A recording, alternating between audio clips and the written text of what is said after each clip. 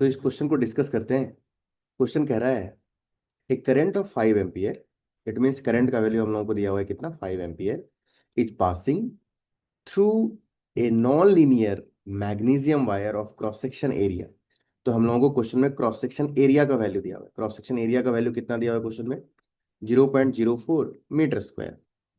Eight every point the direction of current density at an angle of 60 degree. Current density angle बना रहा है किसके साथ? Unit vector of area of cross section, मतलब area के साथ एंगल बना रहा है 60 degree. The magnitude of electric field every point of the conductor is. तो हम लोगों को इलेक्ट्रिक फील्ड का मैग्नीट्यूड चाहिए। तो अप्रोच क्या है हम लोगों के पास? ये जो एंगल बना रहा है ये करंट डेंसिटी बना रहा है एरिया के साथ।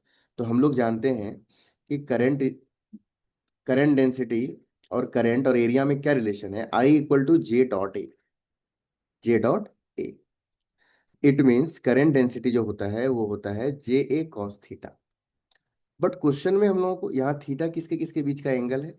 Theta is angle between current density and area vector.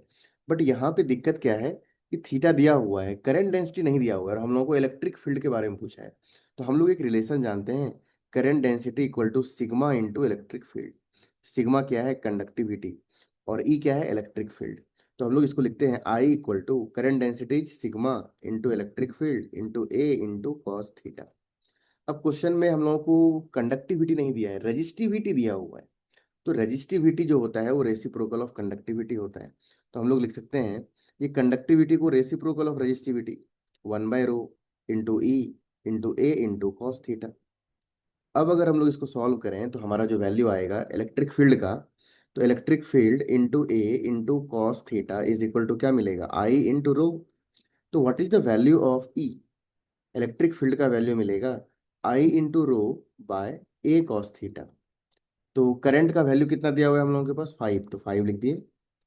Resistivity का वैल्यू कितना दिया है? 44 × 10⁻⁸। एरिया ऑफ क्रॉस सेक्शन कितना दिया है? 0.04। कॉस थीटा कितना है? Cos 60 degree. अब हम लोग इसको अगर सॉल्व करें तो हम लोगों के पास जो वैल्यू आएगा वो कितना आएगा? वो आएगा 5 × 44,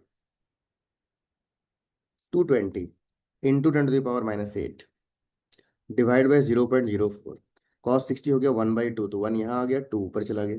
इसका पॉइंट उड़ाया तो यहाँ 2 0 आ गए। अगर हम लोग इसको सॉल्व करें तो ये वैल्यू आ जाएगा 55 टाइम्स में, कैंसिल आउट हो गया 4 से।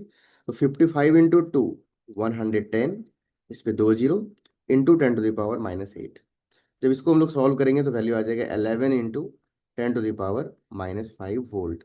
11 इंटू 10⁻⁻5 वोल्ट, मतलब ऑप्शन नंबर क्या आ गया? ए नंबर। ए में लिखा हुआ है 11 × 10⁻⁵। तो करेक्ट आंसर आ गया ऑप्शन नंबर ए।